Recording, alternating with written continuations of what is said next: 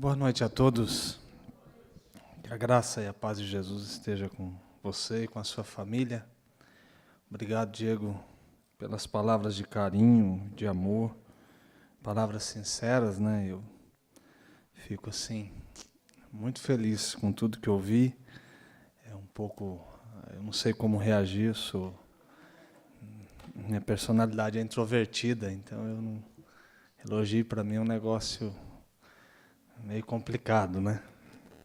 Mas eu me sinto muito feliz por estar com vocês, por conhecer vocês e assim, do mesmo jeito que eu entendo que o Diego disse que eu tenho abençoado a vida de vocês, vocês também têm abençoado a minha vida. A minha vida tem sido muito edificada.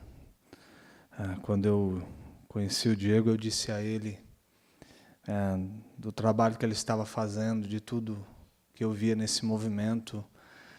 Estar aqui nessa noite, escutar Terno e Saia, o Nick, a Bruna, sempre é um momento tão edificante, tão gostoso para o coração, para a alma da gente, para os meus filhos, né? Eles cantam. É difícil porque assim o carro, desde o lançamento, só toca Terno e Saia, então tem hora que também cansa, não é? Que a gente gosta. Mas eles exigem assim, coloque CD, coloque CD, coloque CD. E eu toda hora estou na estrada, então muitas vezes quando eu viajo sozinho eu evito escutar, porque eu sei que quando eu estou com eles, eles pedem para escutar.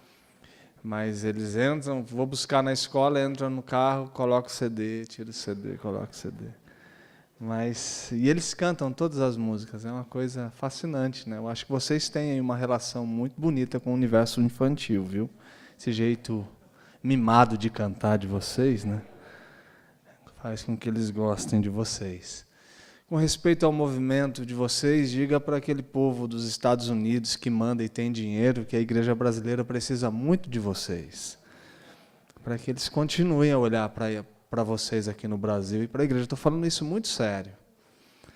O futuro da igreja brasileira precisa de um movimento como o movimento de vocês. Eu dizia ali para alguém de Curitiba, depois conversava com o Diego, as próximas décadas serão décadas de esvaziamento dos grandes templos, das grandes igrejas e das grandes estruturas, e uma volta para os pequenos ajuntamentos. E vocês carregam no DNA de vocês dois valores que serão assim fundamentais na busca de gente querendo caminhar com Jesus. Que o primeiro fundamento é que vocês se sentem confortáveis com o pequeno ajuntamento. Faz parte do DNA. Não incomoda vocês. Vocês não vivem uma pressão numérica. E vocês se sentem bem. E isso vai ser uma busca. A segunda busca é uma valorização profunda pela palavra. Vocês não abrem mão disso. Vocês abrem mão de muita coisa, da estrutura, de uma questão toda da grana. Vocês abrem mão de coisa que ninguém está abrindo, mas da palavra vocês não abrem. E o futuro da igreja evangélica brasileira é um futuro das grandes estruturas e das grandes denominações, é um futuro não muito esperançoso. E movimentos como o de vocês é um movimento que pode ajudar muito. Eu não estou dizendo isso capitalizar, ou ganhar, ou usurpar alguma coisa, não. Eu estou dizendo que pode ser significativo para poder ajudar a gente que quer viver e caminhar com Jesus. Então, que vocês continuem a fazer o que vocês estão fazendo. Continuem a acreditar naquilo que vocês estão acreditando. E que vocês possam dizer para essas pessoas que, de certa forma, têm uma influência no sentido de impulsionar a vida de vocês no Brasil, que a igreja brasileira precisa de vocês aqui, sendo plantados e dando frutos neste lugar. Ok? Isso é muito sério que eu falo para vocês e eu acredito muito nisso. Eu até digo, se eu fosse crente, eu seria da Calvary, né? Preciso primeiro me converter. Mas vamos lá. Êxodo capítulo 15.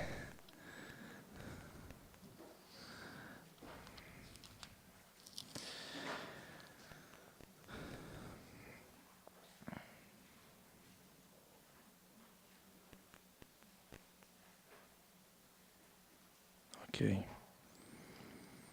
Êxodo capítulo 15, o verso 20.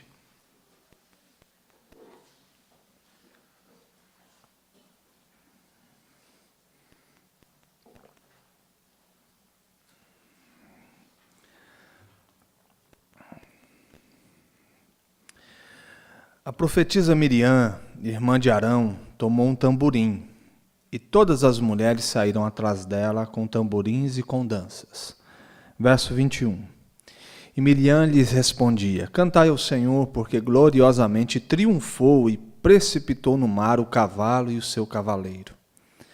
Fez Moisés partir a Israel do Mar Vermelho, e saíram para o deserto de Sur. Caminharam 3 dias no deserto e não acharam água. Afinal, chegaram a Mara. Todavia não puderam beber as águas de Mara, porque eram amargas. Por isso chamou-se-lhe Mara. E o povo murmurou contra Moisés, dizendo: Que havemos de beber? Então Moisés clamou ao Senhor, e o Senhor lhe mostrou uma árvore. Lançou a Moisés nas águas, e as águas se tornaram doces. Deu-lhes ali estatutos e uma ordenação, e ali os provou.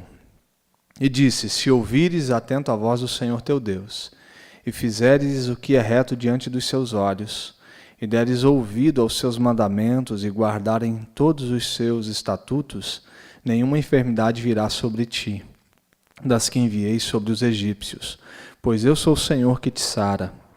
Então chegaram a Elim, onde havia 12 fontes de água, e 70 palmeiras, e se acamparam junto das águas. Ok? Esse texto é o pós-triunfo, né? Aquele momento onde Israel começa a escrever a sua história, uma nova história a partir de uma promessa. Eles tinham vivido muitos anos debaixo do jugo de Faraó, do achatamento dos sonhos, um processo de acabar com a identidade, onde uma consciência pagã se estabeleceu, onde alguém está olhando para ele simplesmente na perspectiva que lucro que ele dá diante de uma mão de obra barata e ele podendo produzir muitas coisas. E aí, diante disso tudo, esse grito e essa angústia do povo chega até o Senhor e ele se movimenta em relação a essa dor no sentido de libertá-los. E aí começa um processo de Deus se revelar a Moisés, erguê-lo como libertador, dar a ele o significado, a sua identidade. Ele começa a olhar para aquele mundo e dizer: isso daqui não é nosso. E aí Deus diz: pode seguir em frente que eu estou com você, e como que eu posso identificá-lo? Diga para essa turma que o grande eu sou está te enviando. E um papo, um diálogo começa com o Faraó no sentido de tirar o povo dali. E Faraó, percebendo que a coisa não tem mais jeito, ele começa a caminhar por um acordo, né? Vamos aqui fazer um acordo, vocês vão e deixam os filhos, não dá, vai todo mundo. Não, vocês vão e deixam as riquezas de vocês, não, a gente vai levar todas as riquezas. Não, vai até um pouquinho, adora o Senhor de vocês ali, 100 metros daqui, vai no domingo, só faz um cultinho lá no domingo, no sábado, canta uma canção bonitinha, escuta, mas aí na segunda-feira volta para trabalhar para mim aqui, carteira assinada, está tudo certo, pago vocês direitinho. Não tem jeito. A gente vai sair daqui e não vai ficar nenhuma unha nesse lugar. E aí ele começa aquele processo de entender que não tem mais jeito, vem praga sobre praga, e a coisa vai acontecendo, até chega o dia que Israel percebe que é o dia da saída, de perceber que um novo caminho está se estabelecendo pelo Senhor. E você sabe muito bem dessa história, quem sabe uma das mais conhecidas da Bíblia. Eles saem caminhando, chega diante do mar, aquela coisa extraordinária. E agora o que a gente faz? Não pode prosseguir, coloca o cajado, o mar se abre, aquela coisa. Quem viu o filme, né? Lembra do filme? Aquela coisa. E eles caminhando, e eles olham para trás, o bando de corintiano vindo, não é? O mar se fecha, todo mundo se acaba. Pronto, resolvido. A vida agora parece que tem novo rumo. Eles saem cantando, celebrando, batendo palma. Miriam levanta como profetizando, assim diz o Senhor, aquele negócio extraordinário. A expectativa agora de uma vida magnífica pela frente se estabelece. Momento que o coração se enche de alegria, a boca de louvor, uma história muito bela pela frente está prestes a acontecer. E eles estão cantando. Gloriosamente o Senhor triunfou. E a gente tem Deus na nossa história agora. Tem uma terra prometida que daqui a pouco a gente chega lá. Ontem eu falava dessa lembrança de Paulo, né? Dizendo para a gente olhar para esse momento, para a gente não ser o que eles foram. Mas agora esse momento é extraordinário. Mas aí começa um ciclo a partir do verso 22, que é o ciclo da jornada. Logo, o triunfo se torna em expectativa, que se torna em desilusão, que se torna em murmuração e em improvisão. Alguns dizem que a jornada com Deus caminha sobre 3 P's: promessa, problema, provisão. Promessa de um filho, problema da esterilidade, provisão do garoto. Promessa para Abraão, problema na jornada, provisão de Deus. Diz que a vida da gente caminha nisso. A gente recebe uma promessa, logo depois vem um problema e logo depois vem uma provisão. A promessa é que esse filho será pai de uma grande nação. O problema é que ele tem que ser sacrificado. A provisão é que um cordeiro grita. Está aí. O tempo todo essa caminhada. Mas hoje eu não quero falar sobre os 3 P's, mas poderia ser.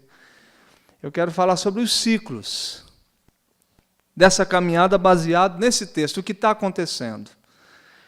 E o primeiro ciclo é o do triunfo, é quando a gente olha para o alto. É nesse ambiente que a gente gosta de estar e ficar.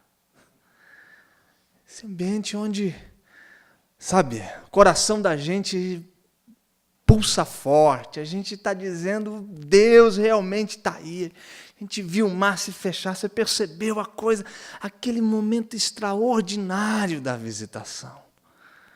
A nossa jornada com Deus começa a partir disso, da certeza que Deus nos conduz ao triunfo, não ao triunfalismo, né, que não permite a gente perceber as angústias e as dores na caminhada, mas essa certeza que a gente tem um Deus que faz as coisas acontecerem. A igreja tem isso, né? Sabe, domingo, muitas vezes, é o dia do triunfo, né? Aquele dia que a gente olha para o alto, o coração se enche de fé, a gente percebe Deus na história. O meu irmão que está frequentando a Calvary aqui em Campo Mourão, ele me contava esses dias que muitas vezes ele sai da igreja como se ele fosse explodir, o coração dele fica cheio, ele sai dali assim, com uma coisa forte dentro dele, ele vai para casa com algo grande, é o triunfo, a certeza que Deus está, e faz, e um cajadinho no mar, pronto, resolve todo o problema. A gente canta nesse dia, a gente diz que de forma extraordinária o Senhor triunfou, os nossos inimigos caíram, a gente bate tamborim, a gente dança como ninguém, a gente faz as coisas acontecerem. O segundo momento é esse da expectativa, que é quando a gente olha para frente, a gente olha para o alto, percebe um Deus que nos conduz ao triunfo e a gente olha para frente na certeza que algo vai acontecer. Eu definiria o segundo momento como ser um momento da expectativa, onde a gente tem plena certeza que algo novo de Deus vai acontecer. É isso que eles estão dizendo.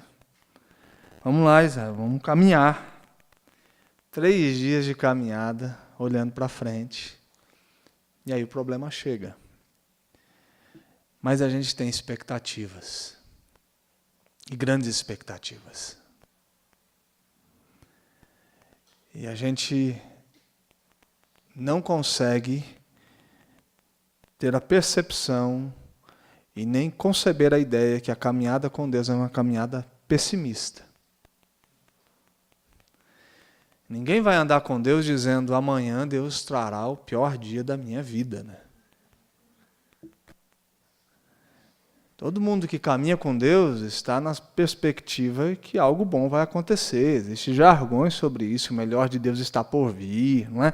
A gente diz essas coisas, a gente está construindo um mundo ideal. Poxa, o que Ele fez com a gente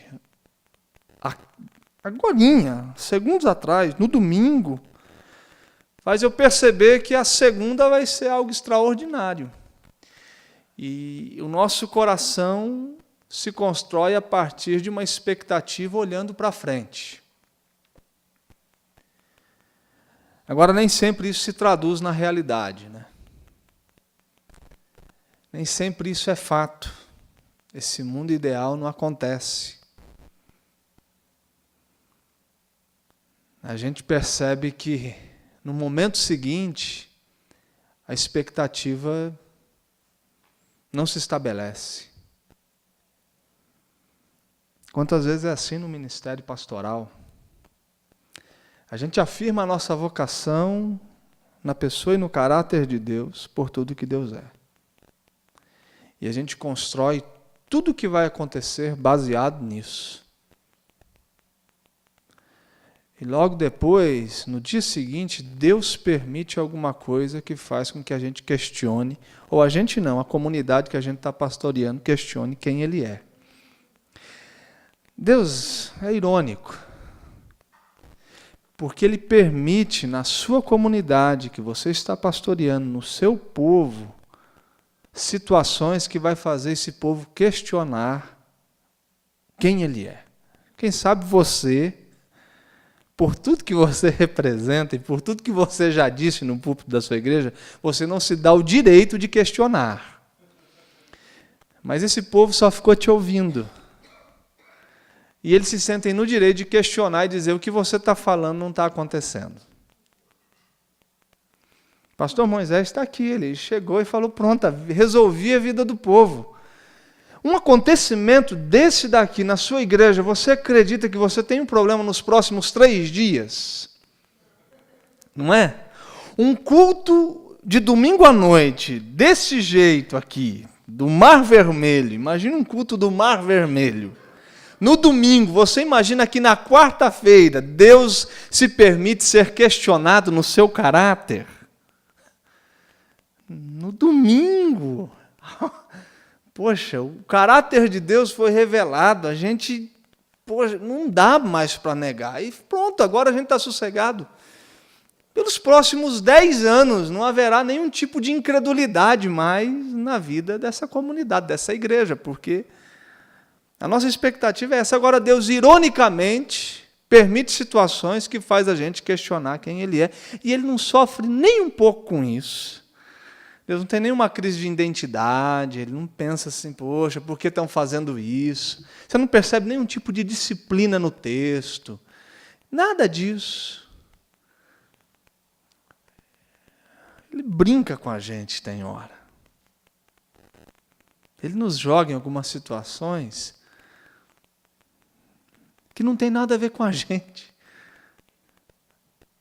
Na vida comunitária e na prática da liderança é isso. Você olha para Deus e fala, por que o Senhor faz isso? Esse povo, eu disse que o Senhor era tudo isso, eles acreditaram e de fato o Senhor provou. E por que agora eu tenho que dar uma resposta para essa turma? E o Senhor, há 3 dias, já mostrou e eles não... E aí? E Moisés vai orar, né? Porque é a única alternativa que a gente tem quando a gente não sabe o que fazer e o que dizer. Ainda bem que a gente tem esse bom argumento espiritual diante dos dilemas da vida, não é? Quantas vezes você já disse, eu vou orar, meu irmão. Eu vou orar, minha irmã. Eu vou orar sobre isso. É a melhor desculpa que a gente dá quando a gente não tem resposta. E a gente não tem, porque é Deus que nos joga nisso, né? Sinceramente, um acontecimento como o do Mar Vermelho para mim, no desenvolvimento da minha vocação, ele resolveria o meu problema até a minha jubilação, até a minha aposentadoria. Está no meu currículo, eu sou o cara que colocou o cajado no mar e o mar se abriu. Eu sou esse cara. Pronto, credibilidade ministerial para toda a vida. A minha denominação vai ter que me pagar até o último dia, porque eu abri um mar. Mas aí vem Deus e permite ser questionado e nos coloca em situações assim. Isso é jornada ministerial, meu amigo. É viver esse dilema do triunfo e da expectativa. Logo se frustrar e Deus diante da gente permitindo ser questionado e a gente não faz nada. Não tem como fazer nada. O triunfo, para você se localizar no texto, está conectado à ideia do verso 20 e 21, né? Essa ideia das danças, da celebração, do grito de vitória,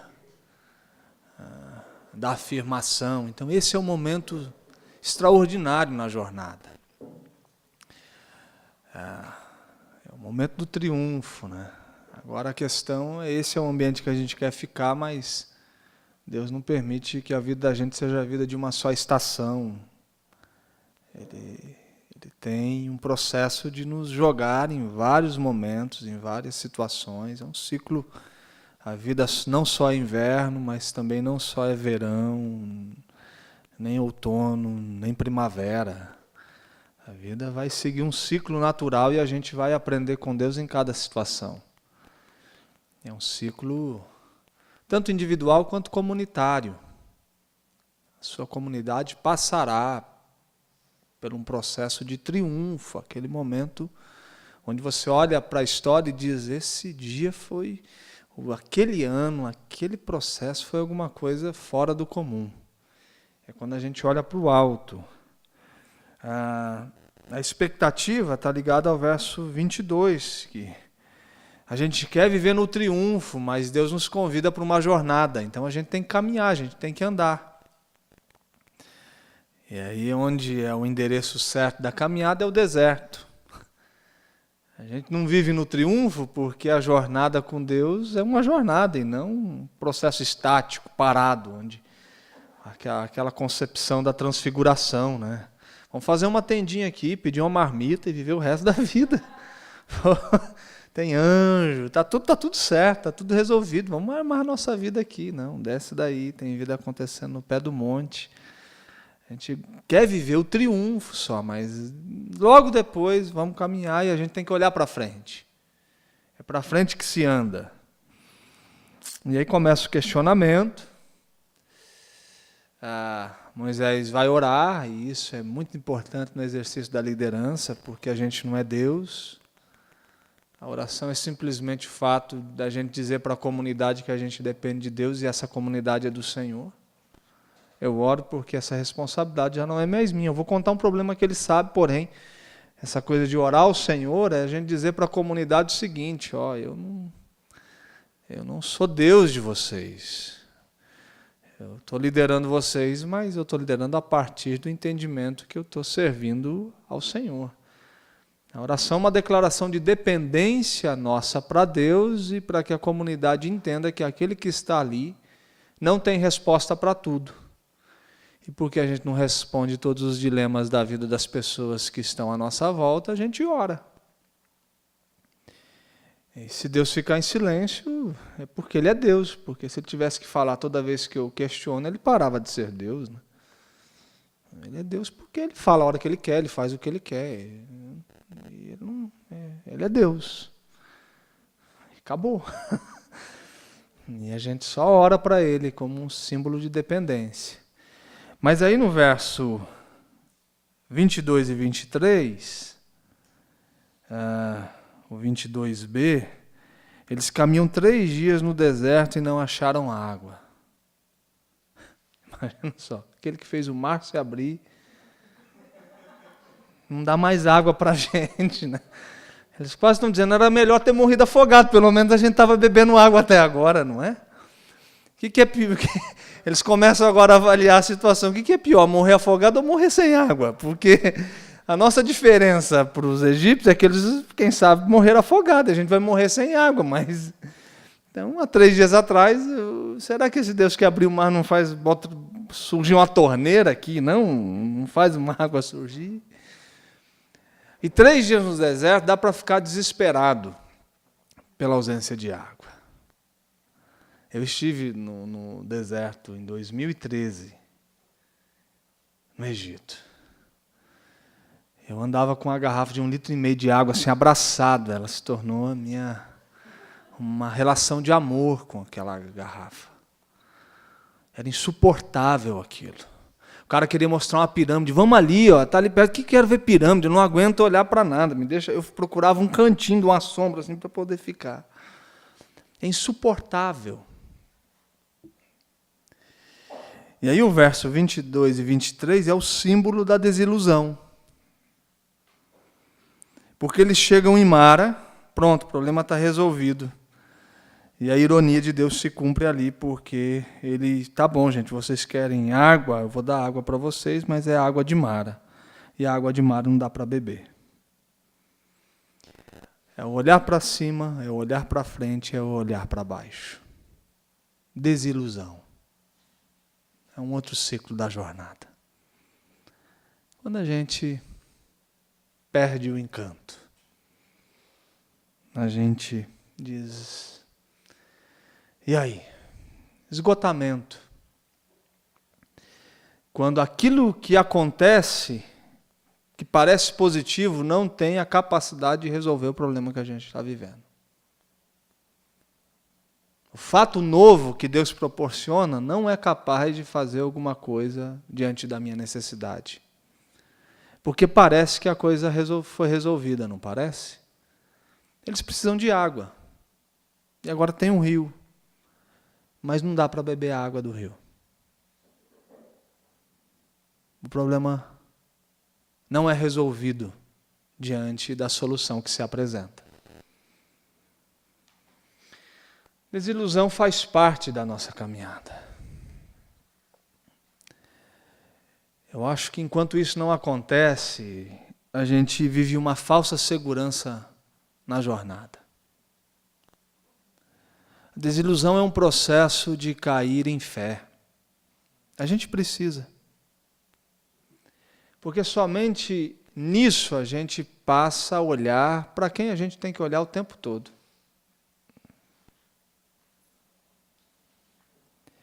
Quando eu digo isso, eu me lembro em 2014, quando eu olhei para a comunidade que eu pertenci e fazia parte da equipe pastoral, era um dia de ceia, eu olhei, e aí no meu coração veio a certeza, eu já não sou mais pastor dessa igreja. Essa igreja já não é o lugar para eu desenvolver minha vocação. Sabe, aquela certeza, você fala, não é. Uma decisão e um olhar que eu não teria humanamente falando.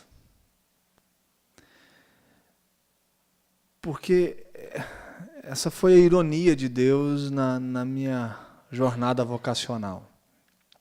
Você começa o seu ministério e você quer um lugar que te dá a estrutura necessária para você desenvolver o seu ministério.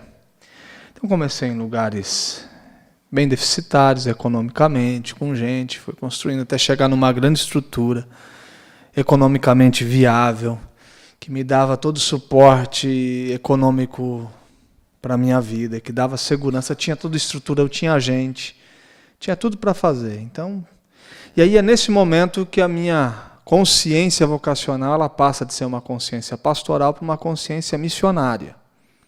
Aí é um processo diferente, porque a consciência missionária está muito mais numa caminhada onde eu tenho que levantar o sustento, onde eu tenho que viabilizar o processo, onde eu não faço mais para o meu sustento pessoal, mas eu tenho que fazer para isso. Então é muito mais de doação do que um processo de captar e poder utilizar de toda essa estrutura que está me cercando para viabilizar aquilo que Deus está me chamando para fazer.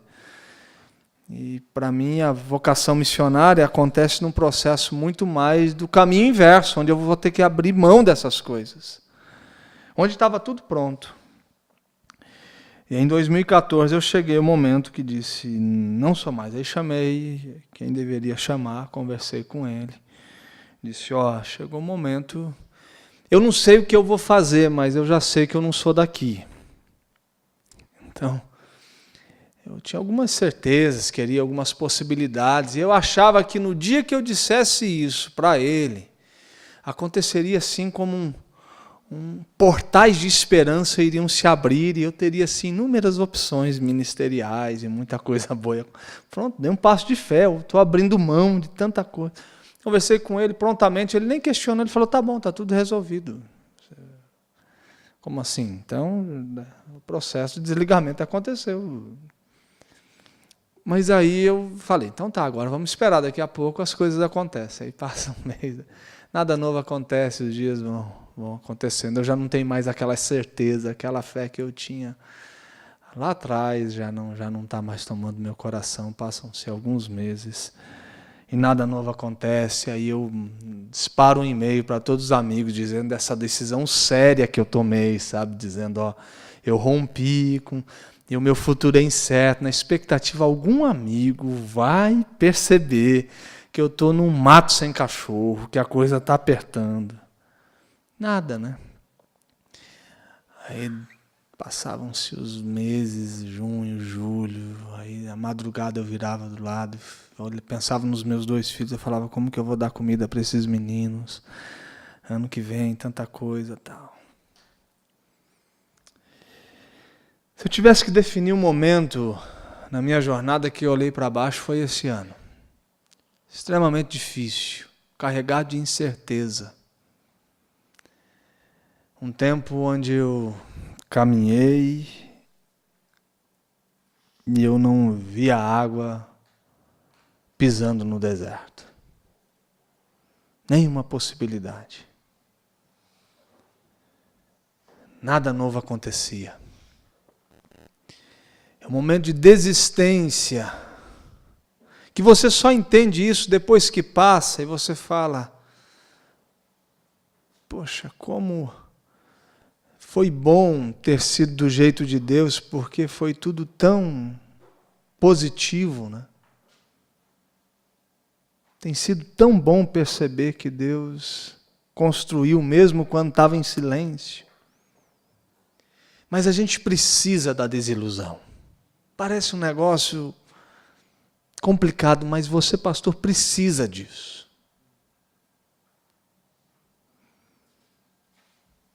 Você precisa olhar para baixo, porque é o momento da desistência, da construção baseado no nosso braço forte, na nossa capacidade, na sabedoria humana, no nosso jeito de fazer, no nosso jeito de ser.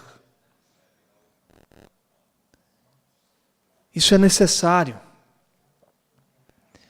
É necessário a gente ver a nossa limitação diante de uma caminhada no deserto de 3 dias que não consegue ver água, e isso pode nos conduzir ao final. A gente precisa olhar para o alto. É um processo de se firmar no caráter de Deus. Olhar para baixo é o símbolo da desistência das nossas forças. É onde a gente confessa que a gente não vai caminhar sem o Senhor. E aí no verso 24 começa, o povo murmurou. E aqui é o 4º processo, é quando a gente olha para trás. Murmurar aqui é a ideia do cochichar. Você já teve pastoreando uma igreja que fica cochichando? Não é? Você está pastoreando e eles estão no cantinho cochichando. Tem um amigo meu que eu falo, rapaz, se eu tivesse esse jeito de pastorear estava perdido, viu? Porque se ele está aqui conversando, ele percebe que 2 líderes estão ali na porta conversando, cochichando, ele fica incomodado porque ele imagina que aqueles caras estão armando a cama dele no dia seguinte. Ele falou para mim isso, eu falei, rapaz, que tortura pastorear desse jeito, né? Mas agora Moisés começa a pastorear uma igreja que está cochichando. O murmurar aqui, a ideia é cochichar. Sabe, o João e o José, quando tá vendo, se sem vergonha, tirou a gente de lá, a água acabou, tá vendo? O que ele vai fazer? A gente não vai. Cadê a água? Aí traz a gente para cá, essa água não dá para beber, essa água maldita, amarga, sem vergonha, mata a sede. Aí, para onde a gente vai? O que vai fazer? Qual que é a saída? O que ele está orando? Só sabe orar, não faz outra coisa. A igreja não faz isso? Faz. Está cheio de problema, querendo um monte de resposta. E o que o pastor está dizendo para ela? Estou orando. Esse cara, esse cochichar, né? Esse olhar para trás. A gente começa a imaginar que a vida seria bacana ou seria positiva sem Deus. A gente olha para o alto, a gente olha para frente, a gente olha para baixo e a gente olha para trás. Ciclos naturais da vida. Encontro muitos pastores que ficam pensando se eles tivessem escolhido direito para fazer medicina, engenharia. Se eles não tivessem aceitado isso. Muitos líderes que ficam perguntando se não tivesse se envolvido. Se lá atrás tivesse tomado uma outra decisão. Tem um poema de Luiz Fernando Veríssimo que eu gosto muito. Versões de mim. Não sei se você já leu, mas é a ideia dele chegando num bar imaginário. E aí ele chega e pede alguma coisa para beber. Passam alguns minutos e alguém se aproxima e senta ao lado dele. Ele se espanta porque a imagem que brota é muito parecida com a dele, ou é ele mesmo. Ele fala, ué, quem é você, companheiro? Ele fala, eu sou você. Como assim? Você é eu. Você sou eu, né? Melhor. Eu sou você se tivesse passado no teste do Botafogo. Como goleiro do Botafogo. Ele falou, e como foi? O cara falou, rapaz, foi um negócio magnífico, você foi bem, fez um campeonato extraordinário, mas na final, aos 45 do segundo tempo, o atacante chegou e ele chutou, eu posso não contar literalmente, mas a ideia você vai entender. Chutou e você tomou um baita de um frango, era a final do campeonato, cara, e você foi... Sua carreira foi um fracasso a partir disso. Você virou uma mão de alface. Sua vida acabou. Aí chega um outro personagem e fala, e aí? Rapaz, quem é você? Eu sou você. Eu sou você. Se você tivesse segurado aquela bola do atacante. E aí o que aconteceu? O cara foi para prorrogação e pênalti. Você pegou 3 pênaltis. Você foi o herói, ovacionado. Todo mundo aplaudindo.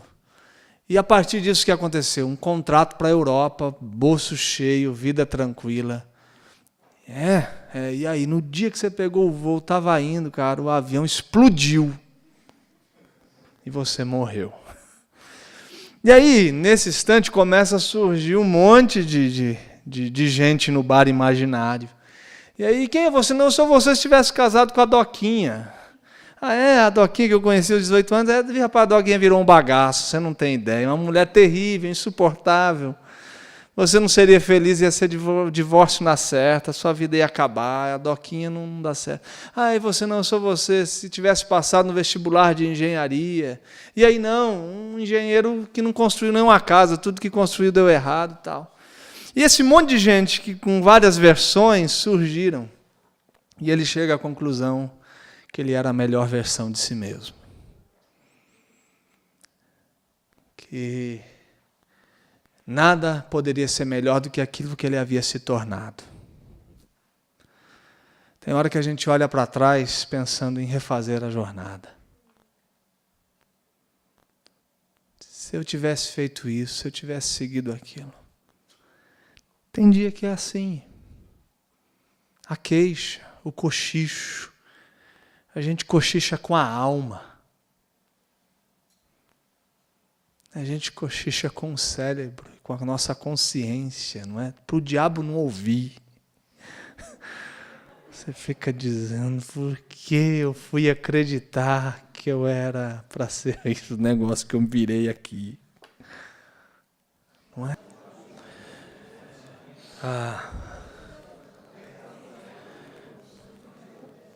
Então a gente está vendo essa comunidade, esse povo, que percebe o triunfo de Deus no mar, e eles passam a olhar para o alto, há um rompimento de uma consciência pagã, eles passam a perceber que o Deus que fez a promessa é poderoso para aniquilar os inimigos. Eles começam a olhar para frente, essa ideia que a gente tem que continuar caminhando, né? A gente não vive no triunfo. Isso é uma estação que a gente percebe somente para entender o caráter de Deus, mas a gente vive com Deus na jornada, na caminhada, e a gente vai para frente. O terceiro processo é esse da desilusão, quando a gente olha para baixo. O quarto processo é o de queixa, quando a gente olha para trás. E no verso 25, então Moisés clamou ao Senhor, e o Senhor lhe mostrou uma árvore. Lançou Moisés nas águas, e as águas se tornaram doces. Deu-lhes ali estatutos e uma ordenação, e ali os provou. A outra etapa da caminhada é olhar para o lado. E o lado significa provisão. Essa percepção que Deus faz com que algo aconteça ao nosso redor e nos livra das situações adversas da vida. Essa manifestação graciosa de Deus, abençoadora e transformadora. Não há nenhum momento aqui um Deus condenando, um Deus disciplinando, ou aniquilando gente. Ele permite com que todas essas questões humanas de um coração que está vivendo com Ele sejam vivenciadas. E no último instante ele fala, agora olha para o lado. Pega aí essa árvore, joga no mar. Você jogou um cajado e o mar se abriu, agora eu vou adocicar as águas amargas. Todo mundo tem água amarga na vida. Todo mundo tem um processo que precisa ser transformado pelo Senhor, de maneira graciosa, amorosa. Esse convite de Deus para a gente olhar para o lado. Um dia ele convidou Abraão para olhar para o lado. A hora que a espada estava na garganta do garoto. Olha para o lado, Abraão. Tem um cordeiro gritando. Um dia Moisés olhou para o lado. Tinha uma sarça. Depois de 40 anos de silêncio de Deus, no deserto de Midian, Deus não falava, Deus não se movia. 8 versos de uma história de 8 anos dando água para camelo. Alguém que precisava mudar sua consciência, e aí Deus chega para ele e fala, olha para o lado. E uma sarça está ali, ele olha, a sarça não acaba, e a sarça não acaba. A provisão de Deus dizendo, e aí, amigo? Agora olha para frente que tem uma grande obra.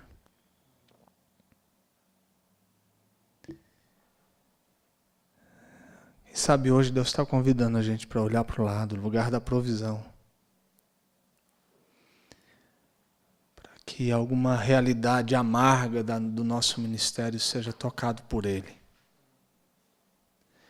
ao ponto que depois disso ele conduz a gente para um oásis chamado Eli, de 12 fontes de água e 70 palmeiras onde a gente vive.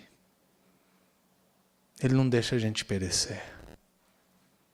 Ele não só transformou as águas de Mara, mas ele conduz o povo a um acampamento, a um lugar de existência e de vida. É assim que se vive com Deus. É assim que se caminha. Quem sabe Paulo, depois da sua conversão, esquecido no deserto,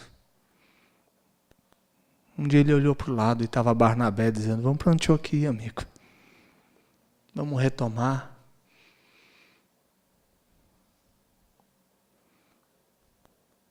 Um dia,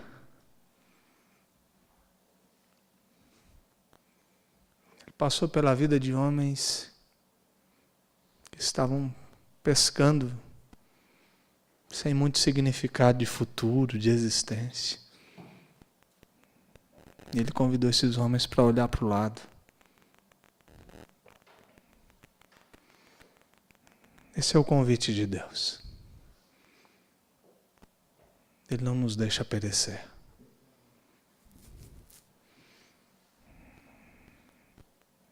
Haverá sempre um movimento de Deus, tanto transformando as realidades amargas da nossa vida, ao mesmo tempo nos conduzindo para lugares de fontes e palmeiras, onde o nosso ministério se estabelece. E é nessa esperança que a gente vive. Olhar para baixo e olhar para trás não ofende Deus, porque Deus em nenhum momento aniquilou esse povo. Ironicamente, Ele deixa a gente olhar para baixo e olhar para trás, porque são nesses processos que a gente vai construindo a nossa consciência de quem Ele é. E a gente vai viver sempre na esperança que o último olhar vai ser para o lado. Que os nossos olhos ou a nossa caminhada não se encerra quando a gente olha para trás nem olha para baixo. Tem ainda um convite do Eterno para a gente olhar para o lado. E hoje é esse dia. E eu quero convidar você a colocar-se em pé. Nós vamos cantar uma canção e eu queria que esse momento agora fosse um momento seu com Deus.